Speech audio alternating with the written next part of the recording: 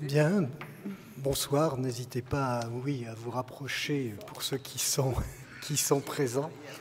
Quelle responsabilité de l'université dans la transmission des valeurs de la démocratie? C'est un sujet qui s'est imposé à l'équipe Alumni à la suite des événements de janvier, de ces meurtres et de ces attentats. Et ça a été, au fond, le déclencheur de ce débat. Les attentats, mais on s'apercevra que c'est une question qui mérite d'être posée depuis et qui s'est déjà posée, que ce n'est pas une nouveauté. Ce n'est pas parce qu'il y a un événement un jour qui impose un certain nombre d'attitudes et qui entraîne des émotions populaires massives que la question n'est pas posée depuis plus longtemps. Donc l'université a signé l'appel à manifester et s'est impliquée dans un engagement qui dure depuis, avec notamment les conférences citoyennes organisées par la ville de Strasbourg et dans le collectif Nous ne lâchons rien, qui à Strasbourg s'est donné au départ à l'initiative d'un certain nombre d'associations, mais l'université s'y est jointe et c'est une nouveauté et en tant que telle dans ce collectif qui essaye de répondre à une interpellation majeure de la société qui est marquée, alors, dans l'actualité immédiate par la tentation djihadiste qui s'exerce sur un certain nombre de jeunes gens et de jeunes filles, de nos concitoyens, y compris à Strasbourg, et puis aussi l'affirmation de certains comme se situant complètement en dehors de la société et rejetant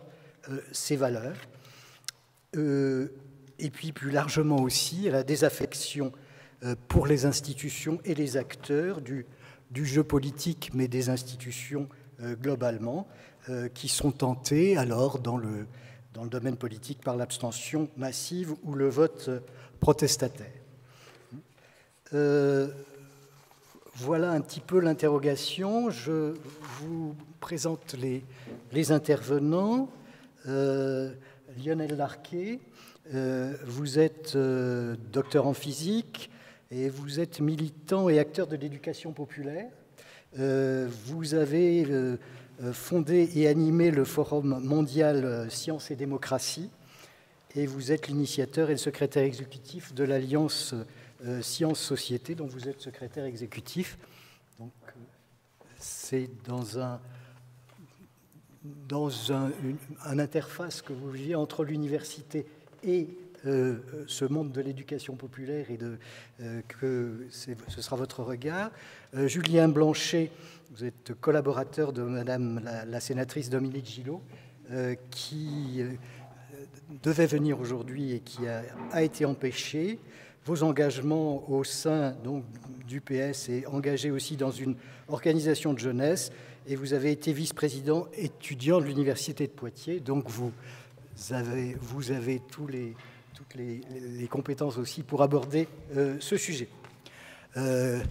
Catherine Trautmann, comme vice-présidente économie de l'Eurométropole de Strasbourg. J'ai trouvé que ce titre était un peu réducteur.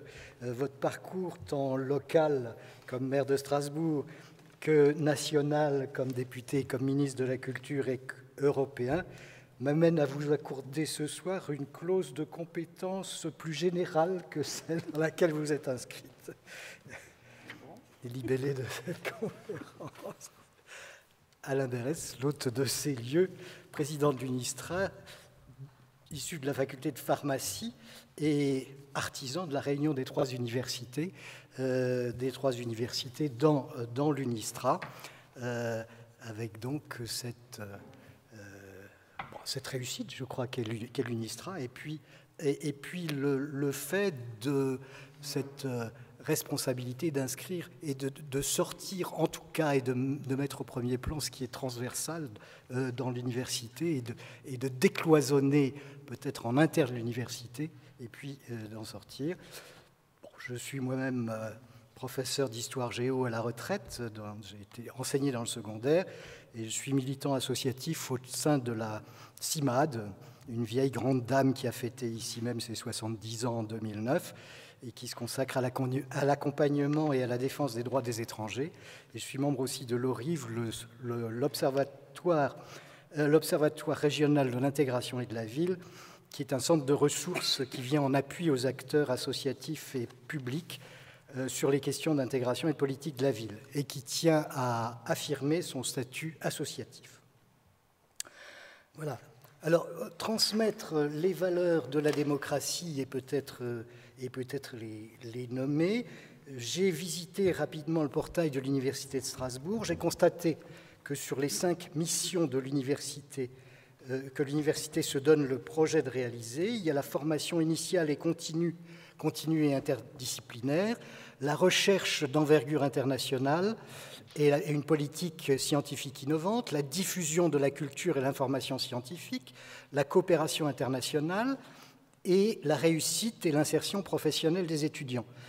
Donc il n'y a pas explicitement la transmission des valeurs démocratiques. Alors ça ne veut pas dire qu'elle n'est pas présente, mais en tout cas elle n'est pas explicite dans ces missions. Voilà. Donc c'est bien sur ces sujets, en proposant un point d'histoire pour resituer un peu ces problématiques, et puis ensuite en essayant de voir de quelle manière l'université peut s'inscrire dans les débats citoyens. Nous allons donc commencer cette table ronde. Ce que nous avions prévu, c'est à peu près 1 heure de table ronde ici, à partir d'ici avec les intervenants invités, et puis 1 demi-heure ensuite de débat avec la salle. Voilà. Nous commencerons peut-être par un point d'histoire et une constitution avec Lionel Larquet.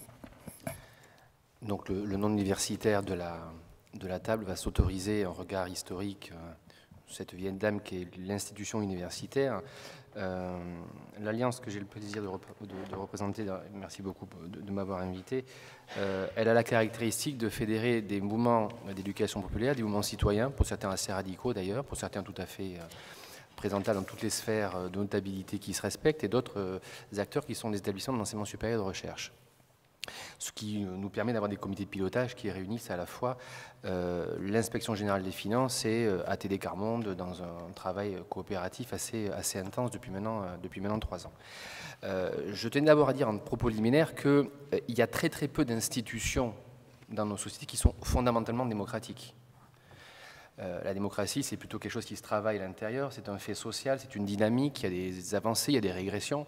Et l'université, pas plus que les autres institutions qui nous gouvernent ou avec lesquelles on vit, ne sont intrinsèquement démocratiques. Il y a eu des moments de respiration démocratique, d'effervescence, des moments de régression, et l'université vit très bien dans un monde de dictature, dans l'Empire, dans la monarchie ou dans une république démocratique. Donc en tant que telle, l'institution, elle n'a pas gagné, parce qu'elle est une université, le fait d'être fondamentalement démocratique. Donc premier point, c'est quelque chose qui se travaille avec des rapports de force, des valeurs de l'époque. Il ne faut quand même pas non plus oublier à l'échelle de l'histoire que ce qui fonde le projet d'université, l'universitas au départ, donc fin XIe siècle, c'est d'abord une coopérative d'étudiants et de familles dont la naissance ne leur permettait pas d'avoir un statut social auquel ils souhaitaient aspirer. Et la sclérose des métiers ecclésiastiques, militaires et monarchiques empêchait une partie de la sociologie de notre pays d'accéder à des statuts sociaux auxquels ils aspiraient. Donc la solution que ces familles-là ont choisie, c'est de mutualiser leurs moyens et de créer une caisse coopérative pour payer les voyages des Erasmes de l'époque et les hébergements, les transports. Et c'est ça qui, au départ, fonde l'université. C'est pas simplement, c'est pas un établissement, c'est un besoin social et politique d'accéder à des métiers, à une stature sociale. Donc ce qui fonde l'université, c'est une relation entre une communauté d'étudiants et une communauté d'enseignants. D'un point de vue anthropologique, c'est ça l'université. Qu'elles prennent des formes fonctionnalisées, statutairement stabilisées ou pas, ce qui fonde l'université dans nos civilisations, c'est cette relation. La relation est au cœur du projet d'université. Alors, elle a deux dimensions historiques qui jusque-là, sauf erreur de ma part, n'ont pas été contestées, avec des respirations, voire des fois des effondrements. Il y a donc un projet utilitaire. Je veux avoir un statut social auquel je pense avoir droit, et je pense qu'en payant des frais d'inscription, en l'occurrence, je paye Erasme à venir chez moi, je vais avoir des connaissances qui vont me permettre d'établir un poste de médecine, du droit, etc. Et en même temps, ce qui fonde l'université, c'est une réflexivité sur le savoir. Ce sont ces deux dimensions, un savoir à caractère utilitaire et social, performatif dans l'espace social, et une réflexivité, une pensée critique sur le savoir. Je m'autorise à penser par moi-même, et à la fin du XIe siècle, c'est relativement récent. Et les anthropologues de la langue nous montrent que ce qui permet à l'époque de commencer à penser par soi-même, c'est essentiellement le début de la ponctuation dans les textes. Vous voyez les textes avant l'émergence de la ponctuation, quand il n'y a pas de virgule, de point de respiration, vous annonnez un texte et vous respirez quand vous n'avez pas d'oxygène. Et c'est pour ça d'ailleurs que dans le monde monacal, on dit un texte. C'est assez chiant à entendre, mais on le dit parce que bon, on ne pense pas par soi-même et on est obligé de dire un texte en public, oralement, et c'est un texte dit oralement. On ne dit pas un texte pour soi, en soi. Avec l'émergence de la ponctuation, on peut s'autoriser de mettre la ponctuation où on veut. Et faites l'exercice, selon que vous mettez une virgule, un point virgule ici plutôt que là, le sens du texte se modifie, et je peux respirer moi-même un texte de façon différente, et la pensée critique est à la fois l'émergence d'une technologie qui est la ponctuation, et la possibilité pour soi de penser. Et le projet universitaire est permis par des nouvelles technologies de respiration, de narration et d'écriture, et par le besoin sociologique d'acteurs de penser par soi-même et d'acquérir un statut social particulier. Ceci, depuis 10 siècles, n'a a priori pas beaucoup changé. À la fois une fonction utilitaire et une fonction de pensée critique. Il faut aussi revenir sur quelques moments fondateurs de ce qui va devenir l'université dans sa dimension canonique, la gratuité de l'enseignement, le monopole du diplôme accordé aux enseignants du supérieur, de l'éducation supérieure. Ce sont des bulles papales qui canonisent l'université, essentiellement des bulles papales. Et depuis 9 siècles, ces bulles papales n'ont jamais été remises en question, et par le point de vue de la gratuité, modulo les débats d'aujourd'hui, bien évidemment, qui ne sont pas non plus tout à fait nouveaux, et modulo la seconde dimension, qui est au-delà de la gratuité, le fait que les enseignants du supérieur sont les seuls à avoir le monopole, depuis 10 siècles, de l'évaluation du niveau d'un étudiant. 10 siècles de stabilisation de ce que c'est qu'une université en termes de projet anthropologique et de dimension institutionnelle. 10 siècles, c'est quand même relativement stable. D'où le fait qu'une université est traversée par les mêmes rapports de force et politiques que n'importe quelle organisation sociale, syndicale, politique, partisane, médiatique ou parlementaire. Elle est fondamentalement monarchique, fondamentalement dictatoriale, fondamentalement populaire, selon qu'elle vit, qu'elle est intégrée dans une société qui est traversée par des valeurs et des principes particuliers. L'université russe, en 1925, 30, 35, n'a pas fait montre d'une très très grande capacité de courage par rapport aux purges, par exemple, et l'université, notamment celle de droit en France, en 1940-41, n'a pas non plus été d'une très très grande progressivité par rapport à ce qui se passait en France. Donc elle est traversée par les mêmes courants politiques, les mêmes rapports de force. Elle n'est pas fondamentalement différente, à une exception près, c'est qu'elle est, d'un point de vue social et cognitif, un lieu d'expérimentation permanent. Et c'est là où l'université joue un rôle dans la société un tout petit peu différent des autres institutions, c'est que si vous voyez les valeurs qui ont nourri le paysage français dans les années 80, 90, 2000 jusqu'à aujourd'hui, je pense qu'on est en train de clore cette époque-là, ce sont des valeurs qui étaient nourries dans le champ et du monde des étudiants dans les années 60 et 70. Les expériences, les faits sociaux, les expériences sociales que le monde étudiant et enseignant a vécues dans les années 60, 70, début 80, a irrigué la société par porosité successive, par inspiration, par retour, petit à petit. Donc l'université est un lieu où des valeurs de demain peuvent s'y expérimenter, peuvent s'y tester. Donc c'est aussi cette fonction-là qui nous permet de sentir ce que le monde de demain peut devenir. Et c'est là où il faut être, à mon avis, assez préoccupé dans tous les sens de l'acception de ce mot-là, par les valeurs qui irriguent aujourd'hui le monde de l'université au niveau français, européen et mondial, c'est que les valeurs qui s'y inscrivent en termes de corporellement, mais institutionnellement, diront le monde qui vient dans 10, 15, 20, 30 ou 40 ans. Et c'est dans ce sens-là que l'université doit être un sujet de préoccupation politique et sociale majeur. C'est pas tant par rapport au rapport de force d'aujourd'hui, par rapport à sa situation d'aujourd'hui, mais parce qu'elle dit ou elle ne dit pas des possibles de demain. Donc si nous aspirons à une société plus pacifiée, il est évident que l'éducation à la paix, par exemple, doit faire partie de préoccupations des établissements universitaires. Si la dimension de mondialisation, non pas de globalisation, mais de mondialisation est un fait avec lequel l'université veut vivre, elle peut permettre à la société de vivre bien avec ses faits sociopolitiques et culturels de demain si elle les expérimente à l'intérieur de l'université. Donc l'une des conditions de réussite et de vitalité et de fécondité d'un projet, à la fois université et universitaire, c'est sa capacité à penser large, à penser libre et à accepter des différentes formes d'hétérodoxie et de marginalité en son sein. Une université qui parie sur très peu de bases épistémologiques est une université qui crée les conditions de son effondrement à 10, 15 ou 20 ans, de façon mécanique. On le voit dans le monde de la recherche aussi. D'où la posture que nous avons décidé d'adopter à l'Alliance Sciences-Société, c'est que l'université est un objet beaucoup trop précieux pour être le fait des universitaires. Or, on a bien vu que les trois faits du XXe siècle créent aujourd'hui des conditions de difficulté par rapport à ça. Les trois faits majeurs sont la professionnalisation. On a aujourd'hui des gens qui ont des enjeux de corporation tout à fait légitimes, mais c'est différent quand on a quelques milliers d'universitaires que quand on en a 110 ou 120 000. Cette corporation-là a sa propre logique. Comme toutes les professions, sans aucune exception, plus elle est massive, plus elle a des enjeux de corporation, plus elle crée la distance avec le corps social.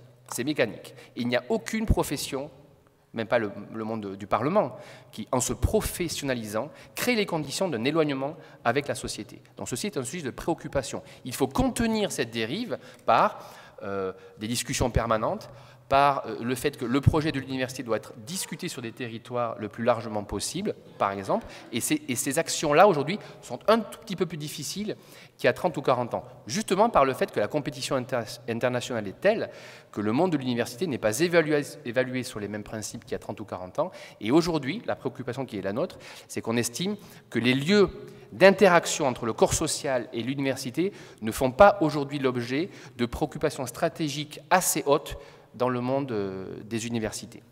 Dernier point de mon intervention liminaire, elle est, comment le dire,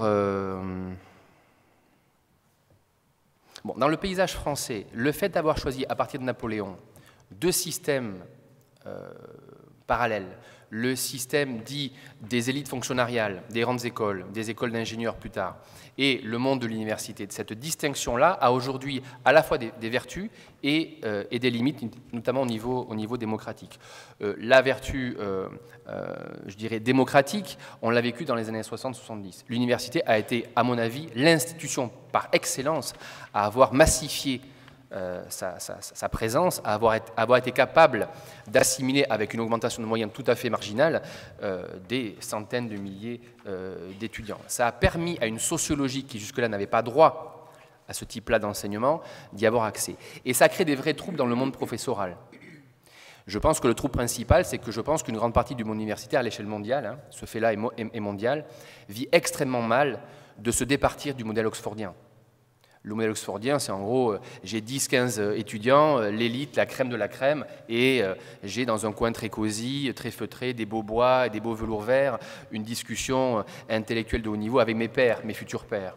Le fait d'avoir changé ce régime-là crée, je pense, des problèmes qu'on sous-estime dans le monde des professeurs, qui ont mythifié leurs fonctions et leur métier, et qui sont confrontés, comme dans d'autres espaces massifiés, à un autre métier, à une autre fonction sociale, y compris par le fait que les gens que nous formons à l'université sont des gens qui ont des compétences nettement supérieures il y a 10, 15 ou 20 ou 25 ans. Aujourd'hui, si vous voulez travailler dans le tourisme et que vous n'avez pas un minimum de compétences en psychologie interculturelle, ça devient un peu compliqué d'être la bonne personne au bon endroit. Si vous n'avez pas de compétences linguistiques, c'est compliqué. Donc le niveau de compétences requis a tellement monté que c'est l'université qui remplit aujourd'hui en France cette tâche. tâche majeure. Donc on a des gens qui sont plutôt des ouvriers, des employés supérieurs, des cadres intermédiaires qui sont formés à l'université. Or, l'université se rêve dans le monde de l'excellence, l'université française. Je pense que ce gap-là est une difficulté. Elle n'est pas indépassable. Je pense que la fonction sociale de l'université est aujourd'hui extraordinaire, mais c'est une difficulté. L'autre limite, elle est évidemment de la rapport de la vie dans les campus et le fait que cette fonction utilitariste de l'enseignement est aujourd'hui du côté des étudiants beaucoup plus présent qu'il y a 20, 30 ou 40 ans. Et je pense que ceci est une alerte. Je pense que les étudiants sont beaucoup plus consommateurs de l'université qu'ils n'en sont acteurs, parce qu'aussi les espaces pour en être acteurs sont aujourd'hui assez peu investis, y compris par l'institution. Je vous remercie.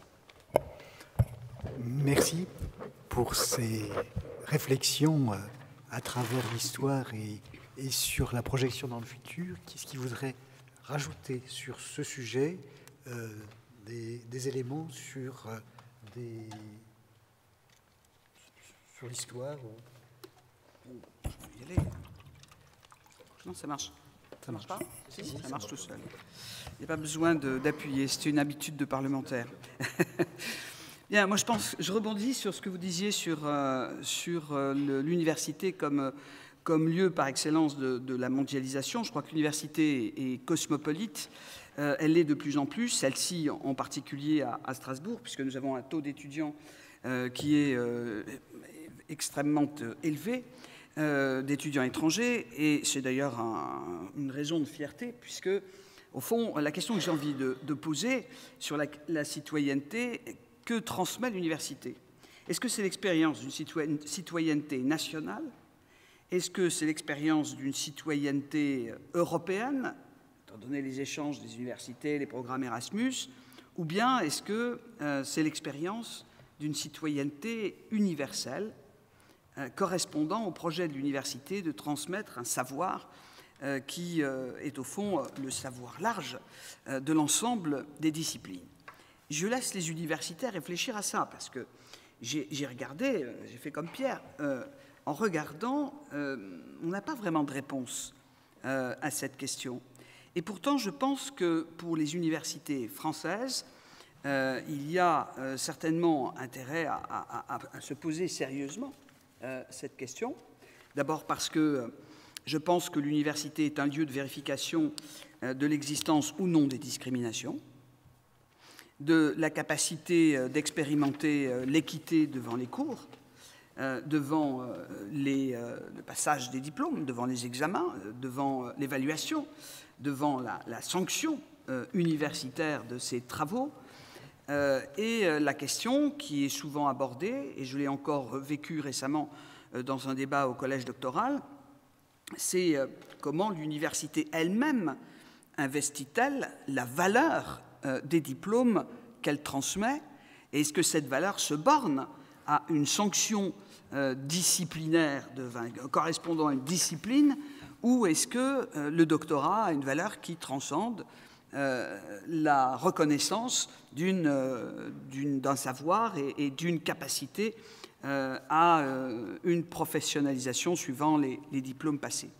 Je pense que cette expérience de l'université, en tout cas pour ce que j'en espère, ce que j'en ai parfois vécu, ce qui m'a parfois posé problème, parce que ce n'est pas systématique comme cela vient d'être dit, c'est l'apprentissage du respect de la diversité.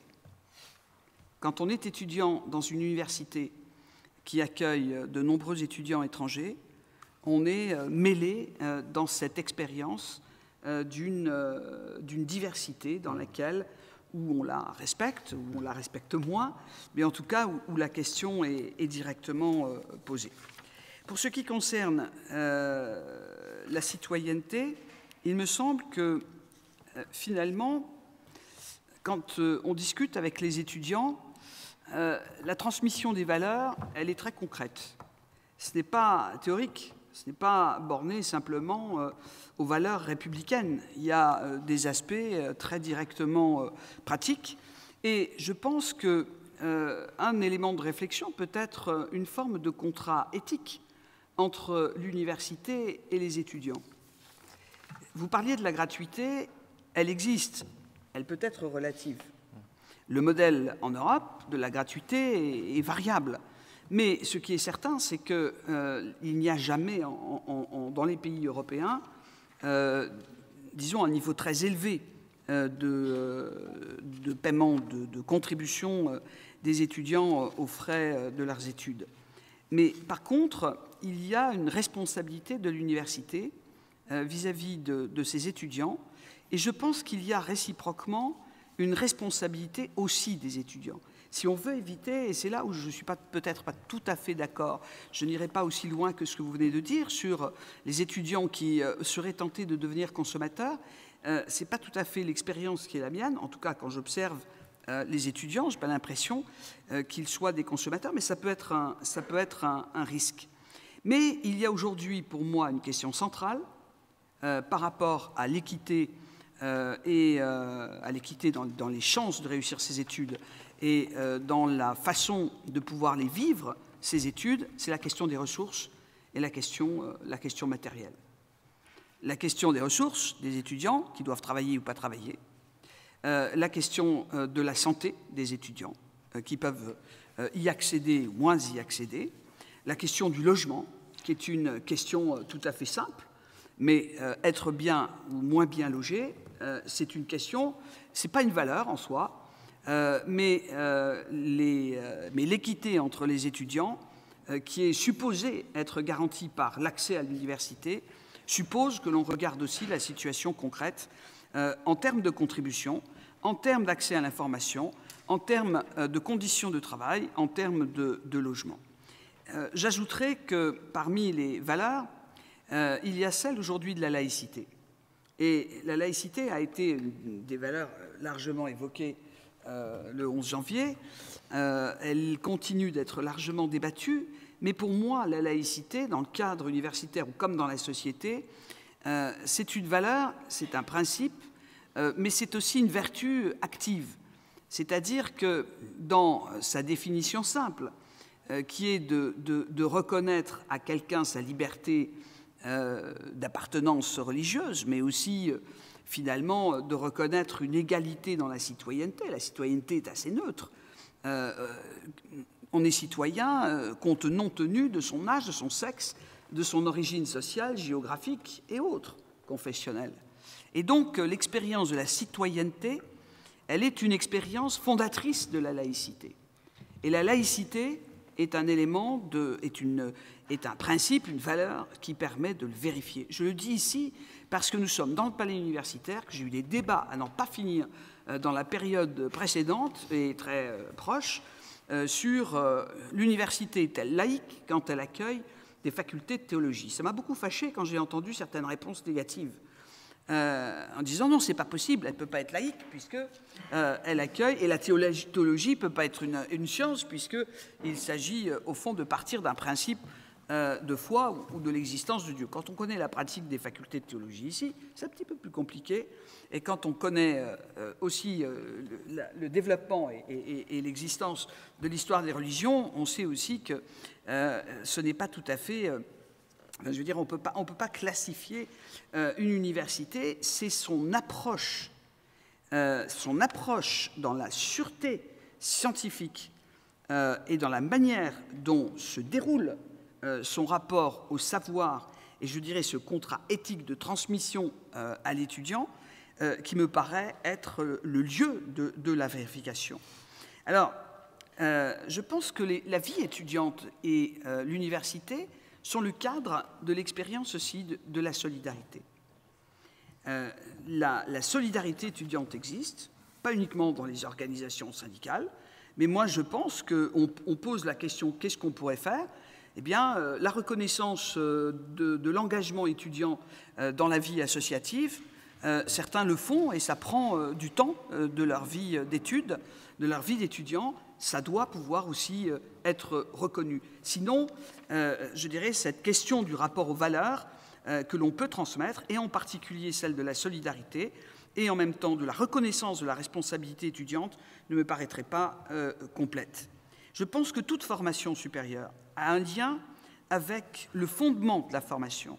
Et cela a été dit à l'instant, c'est-à-dire dans la manière de permettre à un étudiant de forger son identité personnelle et professionnelle, son indépendance, son expression, ses choix. Et en ce sens, et je le dis ici aussi dans cette université précisément, le lien aux droits de l'homme, le lien aux sciences humaines et sociales est fondamental.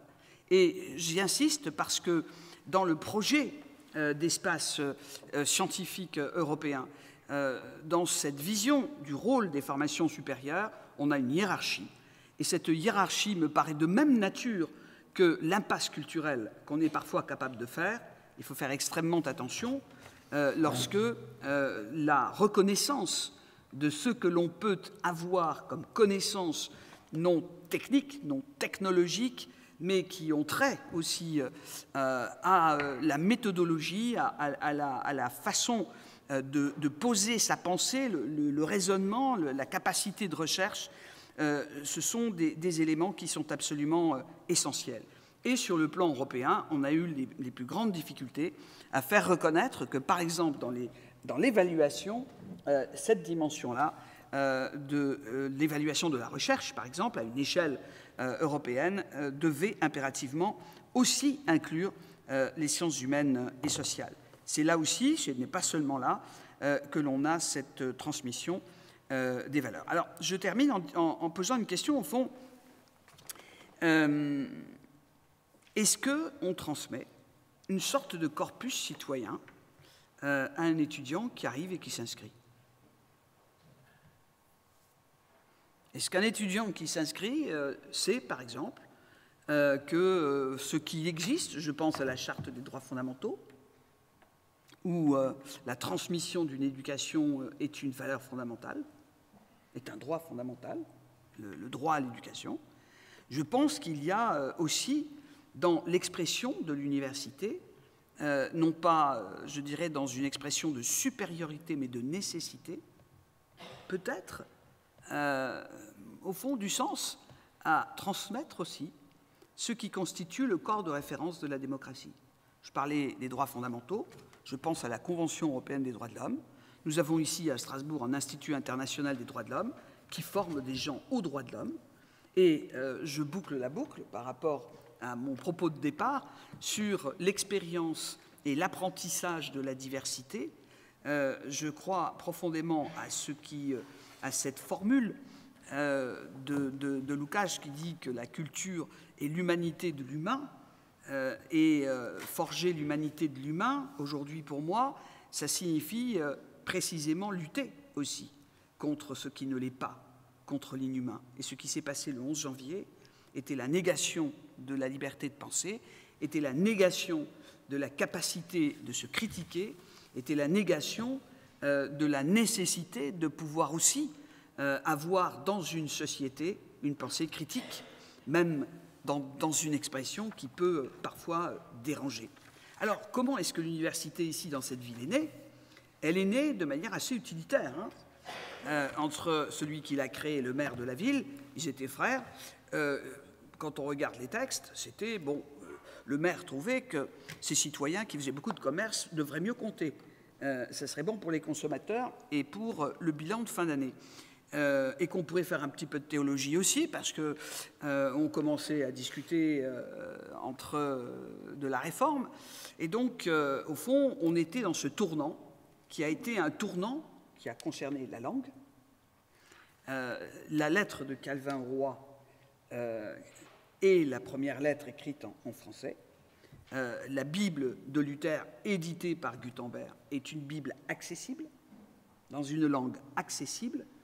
Et je vous rejoins dans ce que vous disiez sur la langue, la transmission et la nécessité de pouvoir aussi reconnaître ce premier véhicule de l'expression et de la pensée, qui est une langue. Pour moi, l'université est aussi un lieu de débat et un lieu de parole, au sens où ce que l'on y dit, si possible, peut avoir un sens et un sens citoyen.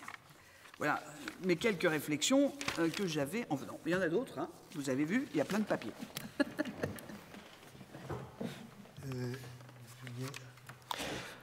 Oui, bonjour. Oui. Alors, donc j'excuse la sénatrice Dominique Gillot. Alors, du coup, je vais m'attacher un peu à mes notes pour essayer de ne pas trahir sa pensée. Mais je pense que ça devrait pouvoir se faire assez facilement, puisque dans le cadre de la loi enseignement supérieur recherche de 2013, alors déjà, une chose qui a été introduite sur cette question de savoir si l'université transmet des valeurs de la démocratie, c'est qu'elle a été inscrit, ce qui n'était pas le cas avant, donc par l'article 5, le fait que la diffusion de la culture humaniste. Bon, alors évidemment, n'entendons pas humaniste comme on a pu l'entendre d'une vision très colonialiste, c'est évidemment pas ça, on est en 2013, mais cette inscription de la culture humaniste dans la loi qui lie l'enseignement supérieur et la recherche est, je crois, un symbole de cette volonté de la représentation nationale, au moins, de remettre au cœur de l'université cette diffusion de la culture humaniste, comme a été introduit d'ailleurs la diffusion de la culture scientifique, technique et industrielle, donc ce qui implique une médiation. Et donc, si ça implique une médiation, c'est bien qu'on va permettre de renforcer ce lien entre l'université, la science et la société. Alors, pour rentrer un peu plus dans le détail, l'université a une mission, je crois, très importante, c'est que les SP sont à l'université, les écoles supérieures du professorat et de l'éducation sont à l'université. C'est donc l'université qui forme les maîtres, et l'école est le deuxième lieu de sociabilisation d'une personne après sa famille, donc dans certains cas parfois le premier lieu de sociabilisation. Et là où je crois, et ça a été annoncé d'ailleurs par la ministre de l'Éducation, mais il y a à permettre dans ces SP donc une mission de l'université d'apprendre à ses futurs maîtres comment ils peuvent transmettre ces valeurs de la République, sans pour autant que ce soit des valeurs qui aillent en conflit avec les valeurs maternelles ou la culture maternelle, qui peuvent être effectivement tout à fait différentes. Il n'y a pas conflit entre les valeurs de la République et entre les valeurs familiales, quelles qu'elles soient. Il y a à trouver un point d'adéquation, et en cela, la lettre de Jules Ferry, qu'il a adressée aux enseignants lorsqu'il est parti du gouvernement, indiquait bien cela, à quel point donc, la question de la morale laïque devait s'inscrire dans la mission des maîtres, et que c'était sans doute la mission la plus dure, mais aussi peut-être la plus belle, et je crois qu'effectivement c'est ce qui fait que lorsqu'on est maître, c'est un métier particulier, et l'université a à enseigner ce fait que ce soit un métier un petit peu différent que beaucoup d'autres métiers, parce qu'effectivement, on entend beaucoup, c'est quand même pas à l'école de remplacer la famille. Moi, j'aime pas trop quand on commence à définir les choses par la négative, parce qu'en général, c'est le moyen de dire tout ce qu'il ne faut pas faire, et puis souvent, à la fin, on oublie un peu de dire ce qu'il faut faire. Donc, je crois que commençons par dire que l'école doit s'ouvrir le maximum de champs des possibles, et puis après on verra. Alors, c'est aussi l'université formée au respect de l'autre et au respect de la contradiction. Alors, c'est conduire donc l'élève progressivement, je disais, au corpus des valeurs de la République, mais c'est aussi, à l'université, entre étudiants, permettre ce respect et permettre parfois de se rassembler sur des dénominateurs communs.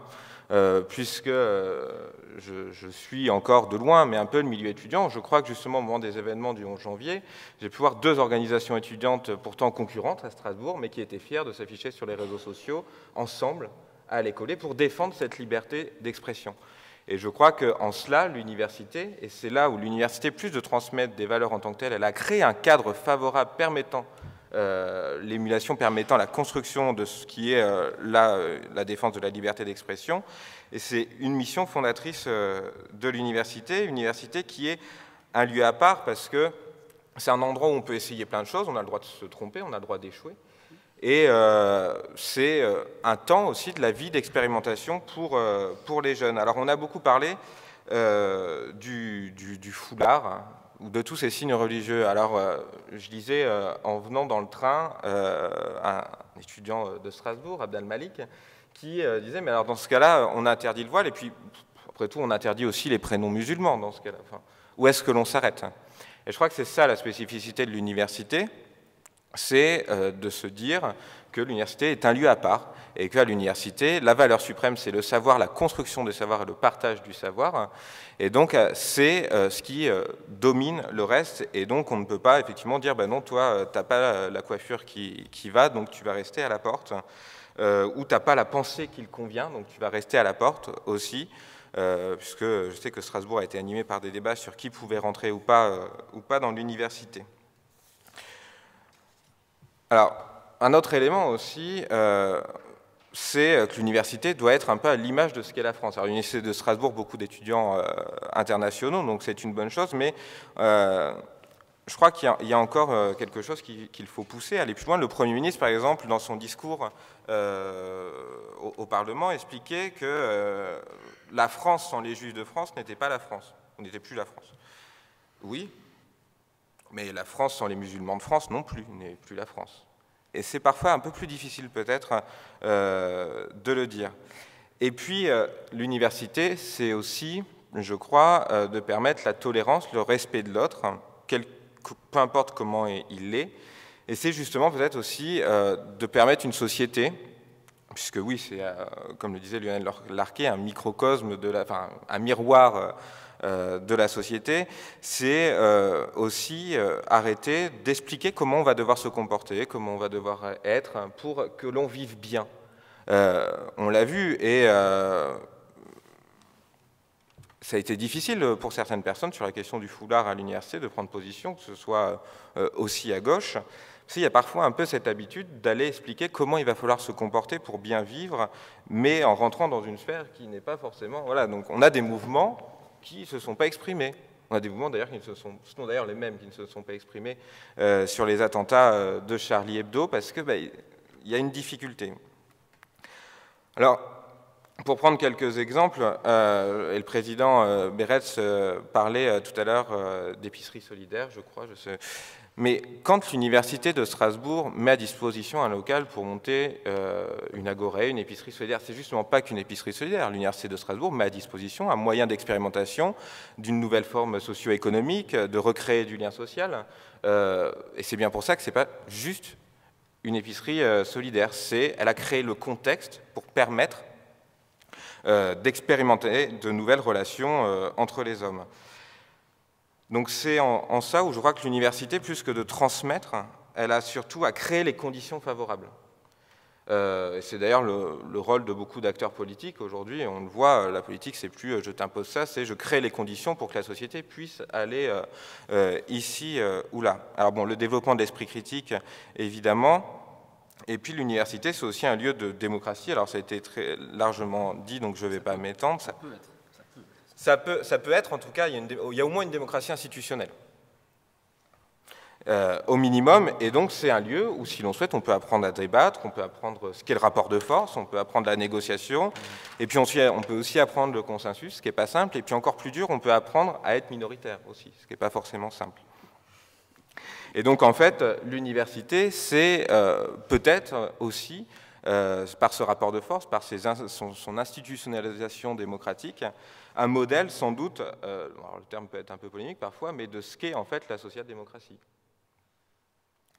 Alors un lieu de fraternité, je le disais, sortir des murs de l'université, là je crois que c'est l'enjeu pour l'université, si elle veut transmettre ses valeurs de démocratie, c'est de réussir à sortir de ces murs. Alors on le voit, je sais qu'à Strasbourg, je crois que les étudiants sont très représentés dans la marche de fierté qui se déroule, alors je ne sais pas si c'est tous les ans, je sais que les étudiants de Strasbourg sont très représentés, mais il y a toujours cette difficulté, effectivement, de porter autre chose que juste les connaissances, les découvertes scientifiques, l'implantation d'un cœur artificiel, tout ça c'est évidemment très important et très bien, mais il y a plus de difficultés sur la transmission de valeurs. Et d'ailleurs, beaucoup l'ont compris, parce qu'aujourd'hui, on voit, par exemple, le collectif Marianne qui s'est créé, donc une branche étudiante du Front National, qui ne se veut pas seulement récupérer des voix, bon, bien sûr, mais c'est pas que ça, c'est parce que l'université, ça apporte une crédibilité également. Puisqu'elle transmet ses valeurs, puisqu'elle est porteur de démocratie, être implantée et être reconnue dans les universités, c'est, pour quelque chose qui cherche à être normalisé, bien évidemment un vecteur particulièrement utile. Donc voilà, donc je crois qu'elle transmet, mais que l'enjeu c'est de sortir des murs et de créer les conditions favorables à l'expression de ces formes démocratiques, quelles qu'elles soient.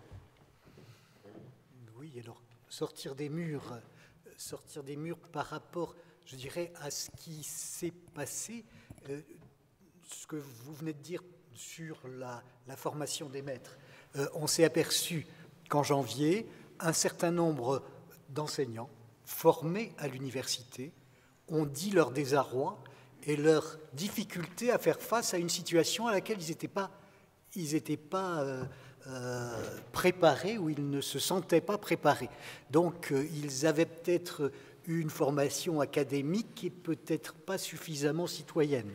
Et est-ce que l'université peut se donner, et c'est un petit peu ce que j'ai senti, dans l'adhésion très, très forte de l'université à ce mouvement qui se crée à Strasbourg, d'essayer de réagir à ce qui se passe. Et j'ai senti aussi cette proximité avec les associations impliquées, et peut-être que l'un des éléments qui a été déclencheur et facilitateur de cette conjonction entre l'université et le monde associatif a été une action conjointe dans le soutien à Pinard-Sélec, par exemple, hein, où on s'était déjà retrouvés. Alors, est-ce que... Alain Beretz. Oui, merci Pierre. Je vais essayer d'être bref parce que parler en dernier, ça me permet peut-être de rebondir, mais je voulais justement peut-être citer en exemple cette action sur Pinard-Sélec, non pas pour nous mettre en avant, mais parce qu'elle tu as dit quelque chose de très important, comme d'habitude, mais on ne fait pas de cours d'égalité républicaine. Et alors on n'avait pas préparé, donc j'ai essayé de réfléchir, est-ce qu'on fait bien ou pas? Et dans la petite demi-heure que j'ai eue, là, je pense qu'on a raison de ne pas en faire. Mais ceci étant dit, c'est un questionnement qui est très intéressant, et ça traduit simplement le fait, je pense, que nous ferons passer les valeurs de deux manières, par des cours, oui, parce qu'en Sciences Po, il y a des cours de valeurs républicaines aussi. Mais tous les étudiants ne font pas Sciences Po chez nous, heureusement. Hein.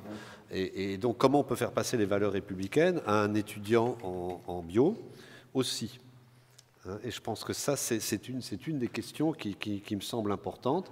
Et ça rejoint d'ailleurs ce que Julien Blanchet disait tout à l'heure. Enfin, voilà, c'est une conception un peu directive qui peut passer par la loi.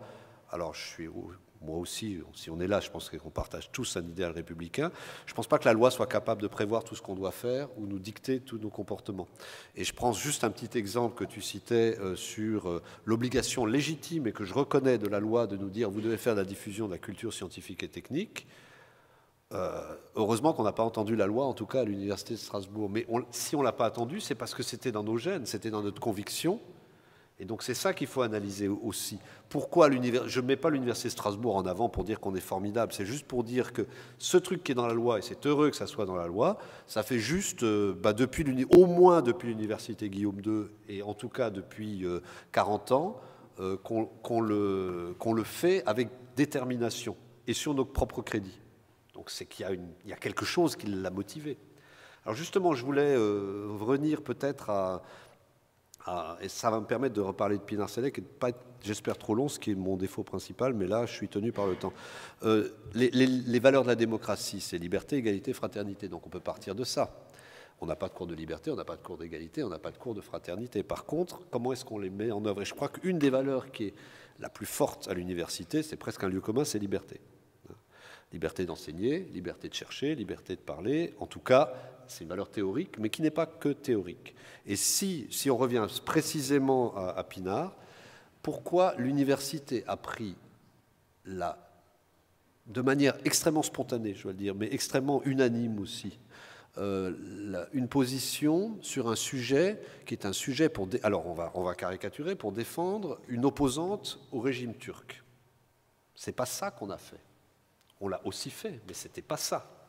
Je pense que la motivation principale de l'université institution et de ses membres institutionnels, qui sont aussi des citoyens et qui ont le droit de penser ce qu'ils veulent par ailleurs, c'est que nous avons défendu un chercheur ou une chercheuse plutôt qui était attaqué sur sa liberté à chercher et à exprimer les résultats de sa recherche. C'est un prétexte. J'avoue que c'est un prétexte, mais c'est un prétexte qui ne se discute pas, qui ne se marchande pas. On ne peut pas empêcher un chercheur de parler de sa recherche. Et c'est ça qu'on a défendu chez Pinard-Sélec, avec bien sûr des effets de bord, des effets de rebond qui ont fait qu'on a défendu sa liberté politique, de parler de liberté dans un pays qui lui nie. Mais au départ, je ne pense pas que l'université se serait retrouvée de manière aussi unanime derrière Pinard-Sélec si c'était juste un problème politique. C'était aussi un problème qui attaquait les valeurs fondamentales de l'université et qui sont, comme par hasard, une de ces valeurs, la liberté. Je ne fais pas un long développement, mais vous voyez bien ce que c'est. Et ça, c'est la recherche. Je le répète aussi, tout à l'heure, ça a été, je pense, l'analyse université et grandes écoles, elle est souvent caricaturale en France, mais s'il y avait, parce que les choses changent, une grande différence entre les grandes écoles et les universités, c'est la recherche. Les grandes écoles n'ont pas été construites sur la recherche, ce n'est pas une attaque contre les grandes écoles, je refuse ce type de... Mais les grandes écoles ont été construites sur un but utilitaire, et utile même. Donc j'ai pas de... Alors que les universités, et tu as bien fait de le dire, c'est séculaire, sont construites sur la recherche. C'est notre ADN. Et cette recherche, je pense, est porteuse de valeurs qui ne sont pas scientifiques, qui vont au-delà, qui sont des valeurs républicaines. Et si on veut caricaturer un peu, c'est la valeur de liberté. Alors il y a une autre valeur, je vais vite parce que je crois vraiment qu'on entende les gens qui sont dans la salle, sur l'égalité, c'est plus compliqué. Ça a été dit, l'université n'est pas forcément égalitaire. Je crois qu'il ne faut pas non plus se raconter des histoires. Et je crois qu'on a deux éléments où l'université doit travailler sur elle-même, mais elle en est capable. Donc moi, je suis très optimiste. Je ne serais pas à ce poste et, si je n'étais pas optimiste sur l'université, parce que j'aime l'université, je crois qu'on est un certain nombre dans la salle à l'aimer. Mais l'égalité, je crois qu'on a failli régulièrement sur deux aspects. Et historiquement, je rejoins, on est sur le temps long. Et donc ce que je dis là, ce n'est pas mon mandat, hein, et le temps long, on y est très sensible à Strasbourg, puisqu'on est, pratiquement dans Lola Marc Bloch, et s'il y en a un qui a bien parlé du temps long en histoire, c'est Marc Bloch. Donc, cette égalité, d'abord, c'est notre relation, nous, d'enseignants avec les étudiants. Ça a été bien dit. Elle a longtemps pas du tout été égalitaire, et elle ne l'est pas, et peut-être qu'elle ne doit pas toujours l'être, parce qu'il y a une inégalité du savoir. Il faut aussi admettre que le savoir, ça, voilà. Mais il y avait quand même, donc c'est pas l'égalité nivelante, on peut admettre que le savant a une position dominante sur l'enseigné, mais ce n'est pas une position hégémonique. On a trop souvent contesté à l'étudiant, quel que soit son âge et son statut, la capacité de répondre au savant, à l'enseignant, de dire, 1, j'ai pas compris, 2, je ne suis pas d'accord. Ça, on a le droit quand même. On peut être un étudiant, être en position d'apprenant, et en même temps pouvoir dire « je n'ai pas compris », répéter, ou bien « je ne suis pas d'accord, je pense que, est-ce que ma pensée, vous pouvez la contester ». C'est-à-dire le débat que je défends avant, on l'a souvent contesté à l'étudiant. Donc, balayons devant notre porte. Hein. Et puis l'autre point, puisqu'on parle de transmission à la société, c'est écoutons-nous vraiment la société, ou sommes-nous là aussi de tradition, ex cathedra, des professeurs qui disent le droit, qui disent la vérité, qui disent la science et qui n'écoutent pas la majorité de notre société qui n'est pas à l'université. Ou pas encore, même si on doit former 60% d'une classe d'âge, ce qui part ailleurs me semble une grosse bêtise, mais ça c'est un autre sujet. Donc ça, je crois qu'on a aussi beaucoup à évoluer dans cette capacité à écouter aussi la société. Ça ne veut pas dire prendre tout en compte, nous avons de quoi dire qu'on sait quelquefois plus, mais on n'écoute pas assez. Et dans notre travail sur sciences en société, nous sommes la seule université, toujours, je crois, avoir un vice-président sciences en société qui est là, qui est Mathieu Schneider. Ça, c'est un signe politique, mais on voit bien que nous faisons notre possible, c'est un signe politique pour diffuser. Mais nous avons eu des échecs cuisants, je peux le dire, dans la capacité d'écoute.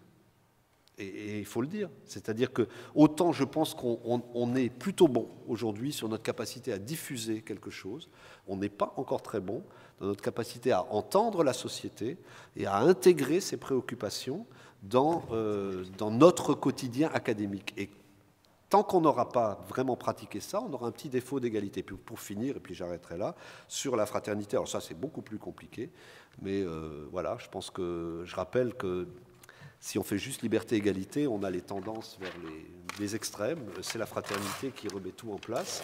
Ça, c'est des qualités humaines. Hein. Je crois que tant qu'on ne respecte pas l'étudiant humain, ou le professeur humain d'ailleurs, parce que là aussi, quelquefois, il n'est pas du tout respecté, on a un petit problème. Mais ça, je pense que ce n'est pas à l'université de le faire, c'est aussi à notre société. Mais quand même, juste pour conclure, petit désaccord avec ce que tu as dit tout à l'heure sur, effectivement, l'université est le reflet de sa société. D'abord, nous appliquons la loi de la République. On parlait du voile tout à l'heure, ça c'est clair. Et c'est vrai qu'il y a une perméation et qu'il y a eu les universités, je suis assez d'accord, globalement, universités de pays totalitaires n'ont pas toujours été exemplaires. Il y a, je crois qu'on peut quand même rappeler que cette université ici, alors il ne faut pas non plus, comment dire, totalement enjoliver un passé, mais quand même, pendant la dernière guerre mondiale, l'université de Strasbourg repliée à Clermont-Ferrand n'est pas rentrée dans le système, n'est pas rentrée du tout dans le système. Ça fait que 120 de ses membres ont été déportés, la plaque est dans l'entrée. Donc je crois qu'il y a eu aussi, c'est un exemple, là aussi, nous on travaille sur les exemples, sur l'université de Strasbourg, exilée, ballottée et sous pression, n'a pas cédé. Pourquoi ? Peut-être parce qu'il y avait ces valeurs républicaines qui étaient présentes. La résistance limousine vient enfin limousine et surtout auvergnate vient de l'université de Strasbourg. C'est peut-être pas totalement un hasard. C'est pas Strasbourg que je mets en avant, c'est l'université. Donc il y a aussi des moyens. Et aujourd'hui, le fait d'ailleurs que nous ayons remis juste là la statue de l'Allemagne sur la façade de l'université qui a le plus souffert des Allemands, montre aussi comment on peut faire vivre des valeurs républicaines. Donc c'est plutôt là-dessus que j'avais, c'est plutôt une réaction un peu, mais aussi pour aller un peu plus loin sur ce qu'on a déjà dit. Oui, tu fais bien d'apporter un bémol à ce que je dis. Rapidement, avant qu'on donne la parole à la salle. 3 éléments supplémentaires. Un, pour rebondir sur ce que tu dis. Oui, je pense que le rapport organique qu'a le corps des enseignants de l'université au savoir est un savoir surplombant, est un savoir dominant, qui progressivement a exclu du champ des savoirs légitimes d'autres catégories de savoirs qui circulent dans la société.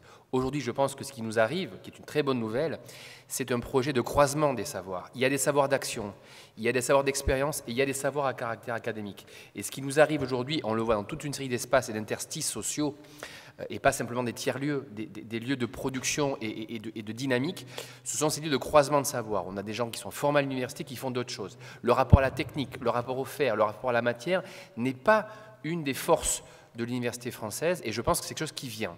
On sent des dynamiques dans ce sens-là, c'est une très très bonne nouvelle. Il y a quand même un point de vraie différence entre le monde des grandes écoles et de l'université, un point fondamental.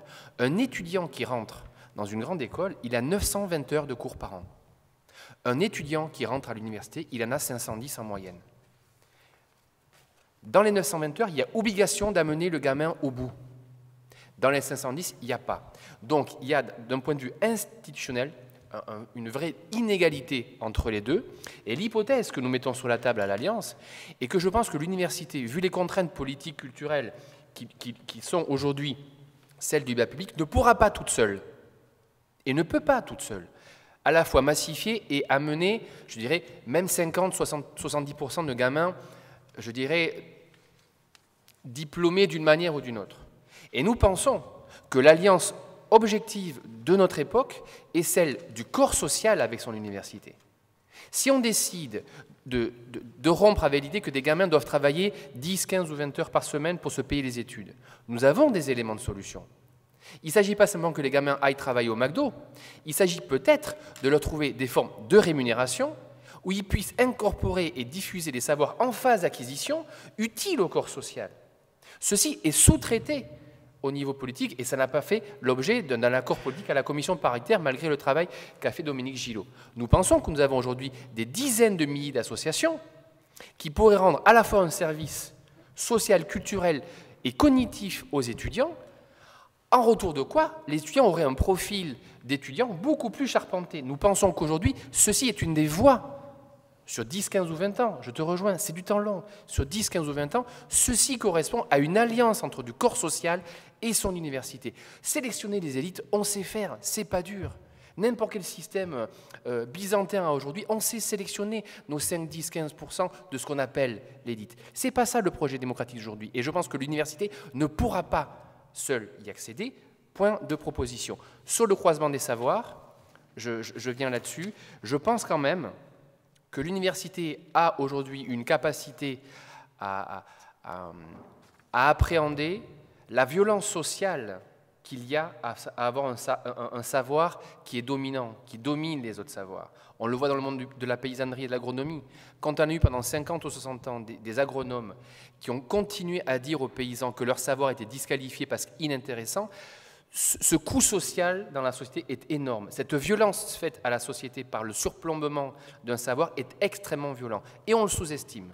Et je peux vous donner d'autres catégories de disciplines où ce savoir-là est d'une violence phénoménale. Et ça aussi, c'est un coût sur le temps long. En archéologie, sur le travail sur la mémoire, sur le travail sur la chimie, sur le travail sur la biologie, sur la gestion des écosystèmes, il y a des savoirs qui dominent les autres. Et je pense que pour le coup, une université à caractère démocratique devrait être extrêmement préoccupé par ça, au sens pas inquiet, préoccupé parce que c'est un objet, y compris d'enseignement futur. Et là, il y a un projet territorial extrêmement jouissif, enthousiasmant, qui permettrait à une société d'abord de se retrouver dans le projet université. Car nous ne nous y trompons pas, un projet d'université peut s'effondrer. Un pays peut tout à fait, dans 30 ou 40 ans, vivre sans université. Ça c'est arrivé. Donc je pense que ceci permettrait de tisser des liens politique entre le corps social et son université, au sens institutionnel et politique du terme. Merci.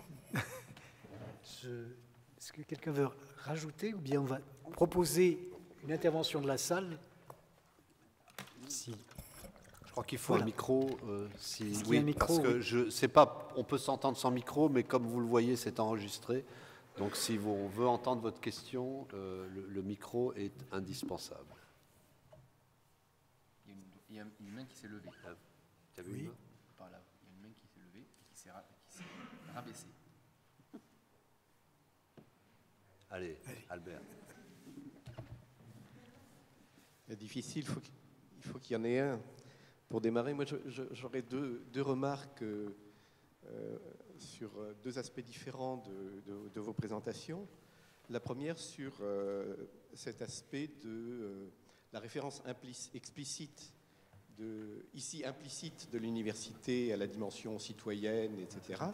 Il y a des universités, j'en connais 2 ou 3 au moins, qui ont inscrit ça dans leurs programmes quadriennaux, quinquennaux, et qui insistent beaucoup dans le projet d'établissement explicitement, et dans la structure de leur enseignement, en prévoyant des unités d'enseignement reconnues, qui donnent des points, etc., sur la dimension citoyenne. Je pense à l'île de Charles de Gaulle, c'est pas parce qu'elle s'appelle Charles de Gaulle, mais où cette dimension citoyenne est explicitement là. Clermont-Ferrand 2, sciences humaines. Je pense à Amiens, notamment, parmi celles que j'ai vues. Et ça se traduit aussi par le fait que ces universités offrent aux étudiants une reconnaissance sous la forme de la valorisation des savoirs étudiants à travers des associations, etc., qui travaillent en contact avec les municipalités, les maisons de la culture, etc., mais aussi avec des métiers où on embauche des étudiants pour la peinture, le gardiennage, etc., et donc on assure au plus près des enseignements des possibilités de rémunération indispensables et complémentaires. Ce sont des universités où le taux de boursiers est plus élevé que dans d'autres. C'est peut-être pour ça qu'elles sont plus sensibles à la dimension citoyenne. C'est peut-être aussi par réaction, je pense notamment à la conurbation lilloise, à l'université catholique et au réseau des écoles catholiques. Il y a une dimension laïque plus forte et plus affirmée. Je n'en dirai pas davantage. Et puis par ailleurs, sur l'histoire de l'université, moi je suis tombé il y a 2 ans sur le texte que l'Université de Strasbourg a écrit à la Convention en 1792, au moment où il y avait le texte interdisant, donc supprimant les universités, ce qu'on a appelé le cahier de doléances de l'Université de Strasbourg. Il y a un exposé de la philosophie de la théologie protestante, puisque c'était l'esprit de la théologie protestante. C'est un programme d'anthropologie comparée, et totalement laïque. Alors je pense que la théologie, enfin, les universitaires de l'époque ont peut-être un petit peu enjolivé le paysage, et que l'université protestante a connu des périodes plus dogmatiques que celles qui sont évoquées, mais en tout cas, c'est dans les gènes. C'est intéressant. Je ne l'ai pas lu, ce texte. Je ne le connais pas, ce texte. Peut-être juste une remarque sur ce que tu viens de dire. sur effectivement la capacité à générer de l'engagement citoyen sur des objets qui ne sont pas directement académiques. Je donne juste un exemple. On a ici le diplôme d'université d'engagement étudiant, qui a d'ailleurs un double objectif. Là aussi, ce n'est pas pour dire qu'on fait tout bien, c'est juste pour dire dire quand même qu'on ne part pas de zéro et qu'il y a eu une vraie volonté quand même de s'impliquer, et qui n'est pas non plus qu'une réaction au 11 janvier. On pourra revenir d'ailleurs, il doit y avoir une réaction. Il doit y avoir un autre palier, et on en a pris la mesure, mais c'est dans les gènes. Moi, ce qui me rassure, c'est que c'est dans les gènes, on le faisait avant. Le diplôme d'engagement étudiant, je pense qu'il y a quelques diplômés dans la salle. En gros, il est double. Il est d'une part de reconnaître, j'allais presque dire pondéralement, l'engagement étudiant dans le cursus. C'est-à-dire, s'ils ont fait de l'engagement, ils sont dispensés d'autres choses. Je caricature, mais c'est un peu ça. Mais c'est aussi de les former, parce que même l'engagement, ça ne s'improvise pas forcément. Quand on fait de l'associatif, il y a du droit, il y a de la responsabilité, il y a des techniques même comptables, il faut un peu bosser aussi quand même. Et ce diplôme propose aussi une formation à l'engagement pour que cet engagement se déroule dans des conditions optimales. Alors ça, c'est quelque chose qu'on a depuis longtemps, et peut-être depuis trop longtemps, c'est-à-dire qu'on doit peut-être le remettre en cause pour aller plus loin dans la manière dont c'est fait, hein, et offrir peut-être plus d'ailleurs d'équivalence, si j'emploie notre terme classique. Qu'est-ce qu'on peut mettre dans ces équivalences? Parce que quand on fait de l'engagement, on ne peut pas aller en cours, hein. Je pense qu'à un moment aussi, on ne peut pas faire les deux. Il faut que l'université-institution reconnaisse ça quantitativement. C'est extrêmement important, hein.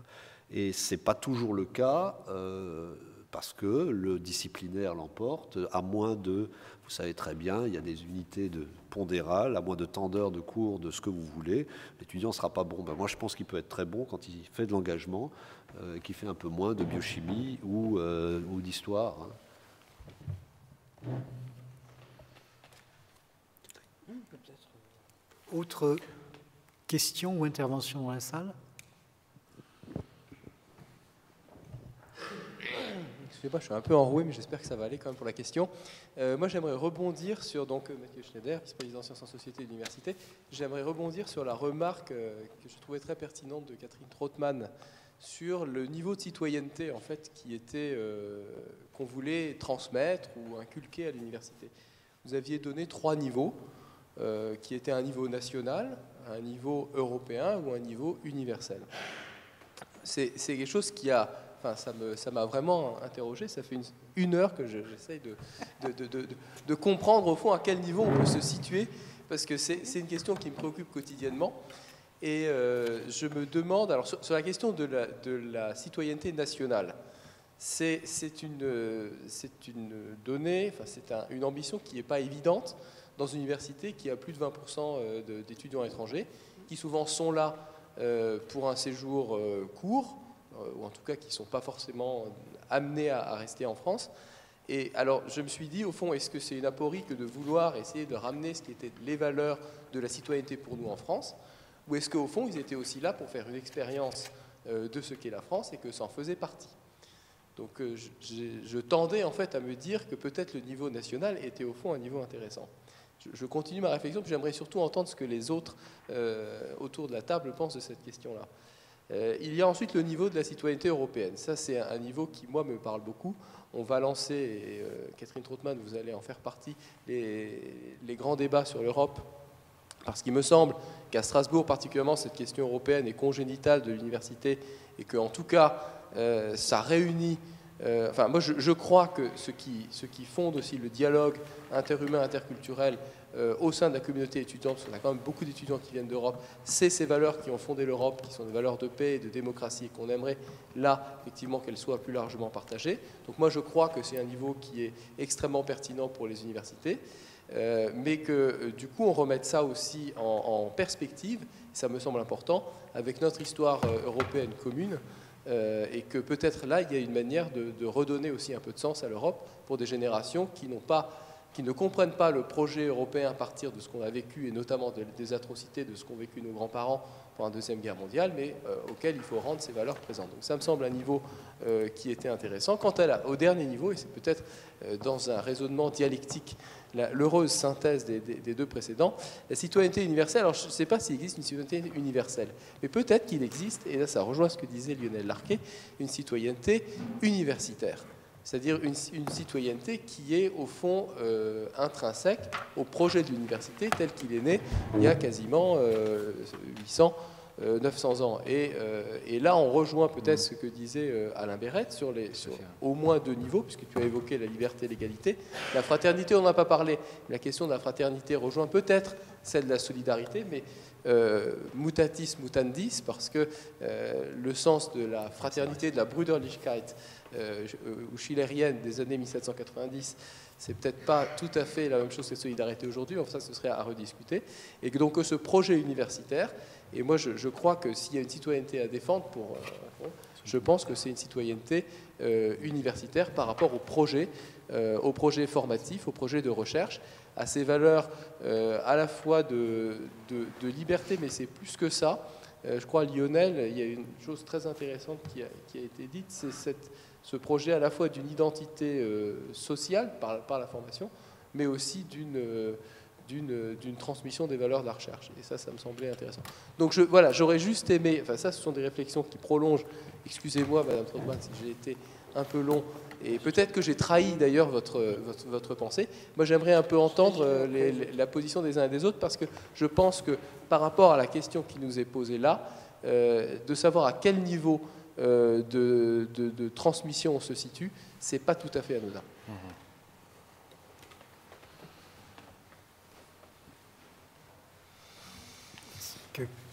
Quelqu'un d'autre veut intervenir? C'est très difficile. Tu nous poses une question, on est en milieu universitaire, on est obligé d'y répondre. Non, mais tu as raison, et je pense que c'est. On remercie aussi Catherine Trautmann. Je pense que c'est la question des citoyennetés et pas d'une citoyenneté. Et je pense que c'est surtout peut-être. Alors je vais répondre par une entourloupe, sans répondre à une question par une autre question, parce que ça c'est aussi un grand traditionnel. Mais je pense que c'est ça, c'est la pluralité. L'université ne s'accommode pas de la pensée unique. Et sur les citoyennetés comme sur le reste. C'est-à-dire, est-ce qu'il y a un point commun dans toutes ces citoyennetés? Est-ce qu'il y a un point commun sur la définition du citoyen ou des points communs? Parce que, là aussi, l'Europe, après tout, on a le droit d'être anti-européen. Moi pas, mais on a le droit. Quand ça n'est pas négatif par rapport à des valeurs plus fondamentales. On peut peut-être être anti-européen. Je ne vois pas très bien comment, mais mettons, théoriquement, on peut être anti-européen sur la base de valeurs humaines tout à fait respectables. Donc, mettons. Mais la notion même de citoyenneté que tu évoques, et là, moi, je suis des sciences inhumaines et asociales, hein, donc j'ai pas. Mais tu as eu des questionnements d'intellectuels. C'est-à-dire que je crois que nous avons ici à la fois des questionnements de citoyens, mais tu as commencé à citer Schiller. C'est-à-dire que nous avons une capacité. Ça, je crois quand même, il faut le dire. Nous sommes aussi des citoyens, mais j'ai employé le terme savant que je déteste, mais nous avons un savoir et nous utilisons ce savoir pour une réflexion citoyenne. C'est ce que nous pouvons apporter à l'ensemble de nos concitoyens. C'est aussi la preuve sur cette réflexion de la citoyenneté que ce n'est pas juste le café du commerce. C'est que nous nous basons, c'est sympa le café du commerce, je suis le premier à adorer discuter de tout et de rien avec mes copains, mais quand on discute sur la base de savoir et d'un savoir autant long, on a une capacité de raisonnement qui est proprement universitaire et qu'on doit faire partager à nos concitoyens. C'est ça la méthode. En fait, ce qu'on n'a peut-être pas assez dit, c'est qu'une des choses les plus difficiles à faire partager à nos concitoyens, ce n'est pas le savoir, c'est la méthode. Le doute, la confrontation. Quand on fait des débats citoyens, nous, universitaires, on est souvent au moins frustrés, voire choqués du dogmatisme de nos concitoyens sur des sujets comme l'environnement, les OGM, enfin tous les débats qu'on essaye de mettre en avant sur une base universitaire, et on a en général deux camps en face, totalement imperméables à tout raisonnement universitaire. C'est pas qu'ils aient raison ou tort, c'est que c'est dogmatique. Ce que nous devons faire, c'est exactement ce que je dis. Il ne faut pas que nous soyons dogmatiques. Donc il faut qu'on montre voilà, que la pensée, elle est plurielle. Je vais dire pourquoi j'ai posé cette question. Oui.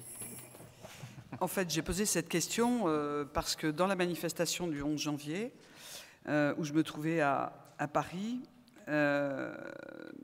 quelqu'un a dit « C'est quelque chose qui me paraît totalement étrange, que ce qui est si spécifique à la France, c'est-à-dire la République, soit aujourd'hui universel. » Et cette interrogation dans cette manifestation était juste. Ce qui est universel, ce n'est pas notre système politique, c'est ce qu'exprimaient les gens en se retrouvant ensemble. Et ce qui me paraît important, c'est l'expérience d'une communauté de valeurs qui, au fond, était très fortement partagée, ou en tout cas un élément très fort d'unité.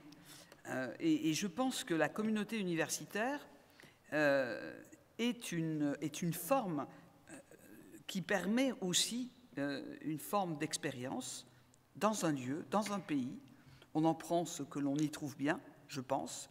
Il ne faudrait pas imaginer que l'université ne transmet rien de ce qu'est justement la République et ce que représentent les valeurs républicaines.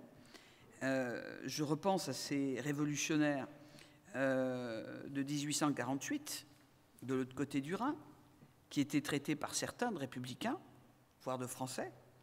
Et ce n'était pas forcément d'ailleurs un éloge. Hein. Dans le débat de l'époque, celui qui a traité ces révolutionnaires de républicains, qui ont quand même écrit ce qui est entré dans la Constitution du Parlement de Francfort, et qui est donc toujours valable, et qui a été choisi en 1949 comme élément fondateur de la Constitution allemande, parce que ça a trait aux valeurs fondamentales qui peuvent être partagées précisément. C'était le débat. Est-ce qu'on peut réussir une révolution à partir des droits de l'homme, ou est-ce qu'on peut la réussir par l'appropriation des moyens du travail? Où est l'égalité?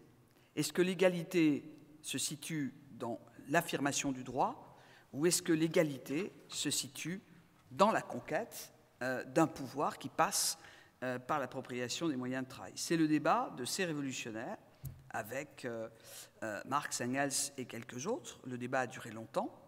Cette révolution est oubliée. Je l'ai constaté, très peu connue d'ailleurs. Elle a été très courte. Les Français ne sont pas arrivés à temps. Les Suisses ont dit qu'ils aideraient, ils n'ont pas aidé. Et les Badois et les gens de Constance se sont trouvés finalement tout seuls. Et ça a été un échec. Et pour moi, c'est toujours cette question, c'est-à-dire la question de la durée. On a parlé du temps long. Mon expérience après les moments, les journées contre le Front National ici, au moment de son congrès, ça a été un moment intense, très fort, et l'effilochade. C'est pour ça que j'ai posé cette question. Qu'est-ce qu'on transmet? Où sont les traces? Qu'est-ce que ça signifie? Parce que pour moi, la valeur de transmission universelle du savoir que permet l'université, c'est son nom, c'est donc son cadre. Elle doit être questionnée aussi pour ça. Parce que sinon, il me semble qu'elle trahit une part, en tout cas, de ce qu'elle promet. Et elle l'a fait souvent, de trahir ce qu'elle promettait aussi, y compris dans son ouverture ou dans sa fermeture. Donc c'est une vraie question aujourd'hui, et il me semble qu'aller au bout de cette question, c'est poser la question de la responsabilité de l'université, des universités en Europe, qui pour moi sont celles qui peuvent encore fonder, je dirais, un espace politique et citoyen européen. Parce que ça ne peut être que d'une nature plus propre à ce qui est, au fond, très personnel et différent de l'argent. Et pour moi, aujourd'hui, dans le débat qu'on a aujourd'hui, dans la crise économique et dans la façon dont se détermine le sens du projet européen, ou il ne se détermine pas, il n'y a pas que le droit. Je pense qu'il y a précisément la pensée et la transmission du savoir. Et j'ai constaté, dans 2 expériences, l'Université Hors-les-Murs, la création de cette initiative à l'époque de l'Université de tous les savoirs, cette appétence, ce besoin qu'avaient les gens de comprendre. Et je suis d'accord avec vous sur les savoirs, mais je pense qu'il y a aussi une demande populaire des gens de pouvoir accéder sans passer de diplôme, sans être forcément inscrit dans une université. On est tous attachés, si j'ai bien compris, à l'université populaire et à ce que représentent les mouvements d'éducation populaire. Malheureusement, il y en a plus beaucoup, ou en beaucoup d'attachement. Mais je résume d'un mot ce que m'a dit un jour Kissinger. C'était dans les années juste avant 2000. Il me disait, vous savez, on est en compétition entre les États-Unis et l'Europe. Si vous regardez la façon dont on construit la formation des étudiants chez nous, à cette époque, elle est très technique, très orientée sur le numérique, très orientée sur un certain nombre de démarches qui débouchent sur l'application, les développements, etc. Et il disait, j'ai une hésitation pour ça. Parce que je pense que sur la durée, ceux qui continuent d'avoir un rapport à l'histoire, ceux qui continuent de se former sur un esprit critique, c'est ceux qui, sur la durée, l'emporteront. Parce que penser une stratégie, penser des rapports de force, penser la solidarité, ça ne se fait pas forcément uniquement sous un angle technique. Et j'avais entendu ça, c'était vraiment un appel à ma prise de conscience. On discutait des médias, et pour lui, il y avait une sorte de spécificité des universités de la formation supérieure européenne qui était indispensable, me disait-il, à l'équilibre du monde. Parce que c'était dans le projet de l'université. Et la culture de paix dont il était question est une culture qui peut être revendiquée si elle est transmise par l'université. Je peux compléter sur quelques points. Culture de paix, oui, c'était un exemple parmi d'autres. Il y a aussi la culture de l'expérimentation. J'y reviens. C'est que, pour rejoindre ce que disait Mathieu, la citoyenneté, c'est de l'action d'abord. Et donc forcément, c'est plutôt dans un certain territoire où on vit que la citoyenneté s'exprime. La citoyenneté européenne, qui est une forme, qu'on le veuille ou qu'on ne veuille pas, pour l'avoir expérimenté depuis ces 30 dernières années avec des dizaines de milliers de jeunes de toute l'Europe, je sais que quand on veut accéder à une forme de citoyenneté européenne, elle est à caractère abstraite, elle est d'une sorte de communauté de valeurs et de principes.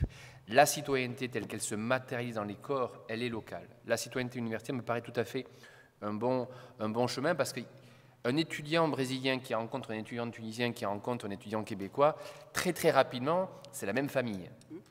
Donc cette citoyenneté universitaire me paraît être un très bon point d'accroche. Deuxième point sur le rapport au savoir fragmenté. Il y a eu un article très très intéressant dans la revue Hermès, je crois que c'est Dominique Volton qui l'a piloté il y a quelques mois, sur l'enjeu de l'interdisciplinarité. Et il y a une discipline en France sur laquelle on a enfin 30 ou 35 ans d'expérience, scientifiquement étudiée.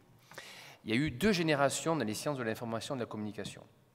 La génération qui est arrivée en poste jusqu'aux années fin 90, début 2000, qui avait pour tous, donc avant que les sciences de l'information et de la communication soient inscrites à la CNU avec une propre branche, etc. Tous les profs qui l'ont fondé avaient une majeure. Ils étaient anthropologues, informaticiens, linguistes, physiciens ou que sais-je. La génération qui est venue après n'a pas de majeure. Elle a été baignée dans un champ, je dirais, de vase disciplinaire, au sens vaseux. Il n'y a pas de corpus et de grammaire de pensée. Cette discipline est en très grande difficulté académique aujourd'hui. Bon. L'une des conséquences est de dire la vitalité intellectuelle, cette capacité à penser interdisciplinaire, elle se fonde dans une grammaire de pensée au départ. L'interdisciplinarité, sans une grammaire de pensée, une architecture de la pensée, c'est une vaste fumisterie, ou encore c'est une pensée assez médiocre. Troisième élément sur la question de l'universel, moi j'ai un gros problème avec ça. J'ai un très très gros problème avec cette dimension lien université-universel. Moi je pense que le monde qui vient est un monde pluriversel. Il y a différentes cosmogonies, non pas qui s'affrontent, qui cohabitent, qui sont sur des fondements, y compris linguistiques et de pensée, vraiment extrêmement hétérogènes. Il est très compliqué d'aborder des concepts entre un Chinois et un Occidental de façon naturelle. C'est une trahison de la pensée permanente. Et on vit bien avec cette cohabitation. Mais ce sont deux universalités qui ne se rejoignent pas et qui n'ont même, je dirais, pas vocation peut-être à converger dans les valeurs. Au contraire, elles s'enrichissent mutuellement. Or, je vois, peut-être c'est ma lecture un peu trop judéo-chrétienne de se unir dans l'universel, je vois quand même une certaine capacité à la domination de fait. Et je pense que la pluriversalité universitaire, c'est le monde qui vient. Et on ne fait pas de la physique de la même manière quand on est chinois, brésilien, allemand ou français. Il y a des très beaux textes sur la physique française et la physique et allemande avec les mêmes principes de la physique quantique ou la théorie de la relativité. On ne fait pas la même physique dans les labos à Kiel ou à Marseille. Bon. Même s'il y a un espace d'intersubjectivité qui permet de le faire. Et je plaide pour une université pluriverselle parce que je pense que c'est quelque chose qui est beaucoup plus serein et, je ne dirais pas pacificateur, mais à l'image de l'histoire de l'humanité. Dernier élément de contribution, si on décide que la citoyenneté, c'est d'abord de l'action, et je pense qu'au début, il n'y a pas le verbe, au début, il y a le faire. Quoi qu'en dise le texte aussi sacré pour certains qu'il le soit, au début, il y a du faire. On fait pour comprendre, comme le disent les petits débrouillards qui sont dans cette salle et dont je fais partie, on fait pour comprendre, on comprend pour agir. Il y a une différence entre faire et agir, il y a une intersubjectivité, une réflexivité. On fait d'abord. Un étudiant qui décide d'organiser un concert entre différentes communautés pour éviter qu'elles se foutent sur la tronche, ce que j'ai vu observer dans le 19e, c'est une action. Et progressivement, il y a un cheminement. Aujourd'hui, ils en sont à des formations Islam et République dans le 19e. Avec des formations avec 500, 600 gamins dans une salle à travailler sur la cohabitation entre différents principes. Au début, c'est organiser des concerts pour éviter que dans deux bandes du même quartier, ils se fracturent tous les samedis soirs. Au début, c'est juste un besoin vital. Et progressivement, les années passant, ces gens vieillissent, ils en sont à des formations et à des programmes d'action dans leur association qui sont tout simplement somptueuses. Donc je pense que si le faire est premier dans la citoyenneté, dans la construction de sa citoyenneté, l'université comme territoire d'expérience, d'expérimentation, libérée de la terre, de l'espace pour expérimenter, permettre y compris aux enseignants d'expérimenter, c'est quelque chose qui à mon avis me paraît être plutôt dans la bonne direction. Si on cumule les espaces que l'université habite pour être uniquement des laboratoires ou des espaces d'enseignement, je pense que dans la vision stratégique du territoire de l'université, peut-être qu'il y a quelque chose à repenser. L'université, c'est pour moi un lieu d'expérimentation. Je l'ai vécu une bonne dizaine d'années quand j'étais à Toulouse, à Québec et en Argentine. On le voit, c'est d'abord un lieu de l'émancipation, de l'autorisation. Enfin, on perturbe, y compris des lois. Certes, c'est légal, mais enfin, on compose avec la loi, y compris parfois dans le monde des étudiants. On expérimente. Et je pense que cette vocation à expérimenter plutôt qu'à formater est ce qui fait la vitalité de l'université. Et si une université autorise l'expérimentation permanente, qu'elle a fait un principe d'action, elle plaide, elle irrigue, elle rayonne sur un territoire comme rarement aucune institution ne peut le faire. Merci. Avec ces éléments, ces réflexions sur le vaseux de certaines formations qui ont oublié la compétence de départ et puis la compétence de l'université à être artisan de paix. Je crois qu'on va conclure et je vous remercie à tous d'avoir été là et merci beaucoup à vous d'avoir contribué à cette réflexion qui sera, je crois, utile à tous et pour l'université et aussi pour les associations dans les rapports avec l'université pour essayer d'agir et faire face à ces situations par rapport auxquelles beaucoup se sont sentis démunis. Merci Pierre.